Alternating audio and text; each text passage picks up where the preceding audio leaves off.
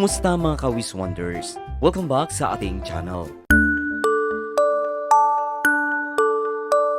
Ngayon, pag-uusapan natin ang tungkol sa isa sa pinakakamanghamanghang nilalang sa ating planeta, ang buhaya. Ang buhaya o crocodile sa Ingles ay isang malaking reptilya na kilala sa kanilang makapal na balat, malalakas na panga at malabakal na katawan. Sila ay bahagi ng pamilya Crocodilidae at maaring matagpuan sa mga tropical na rehiyon sa Africa, Asia, Amerika at Australia.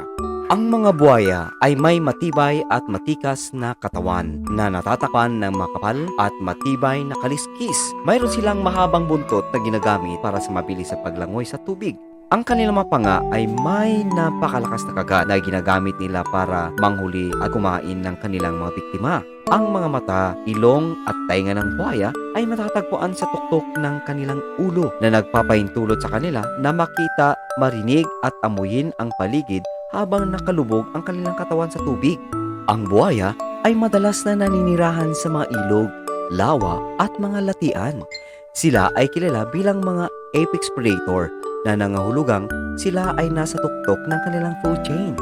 Ang kanilang diet ay binubuo ng iba't ibang uri ng hayop tulad ng isda, ibon at maliliit na mamal. Kilala rin sila sa kanilang mga pagiging mabagal at madalas na nagkukugli. Ngunit kapag nangangaso, sila ay napakabilis at matalino. Alam nyo ba ang buhaya ay mga solitaryong hayop na nangahulugang mas gusto nilang mag-isa kaysa sa grupo? Sila ay kilala sa kanilang pagiging territorial o agresibo, lalo na kapag nararamdaman nilang nanganganib sila o ang kanilang teritoryo. Ang mga inang buhaya ay napakaprotektibo sa kanilang mga itlog at mga anak at sila ay nagbabantay at mag-alaga sa kanilang hanggang sila ay maging handa na mag-isa. Bagamat malakas at makapangyarihan, ang mga buhaya ay nagharap din sa mabanta tulad ng pagkawalan ng tirahan at iligal na panghuli.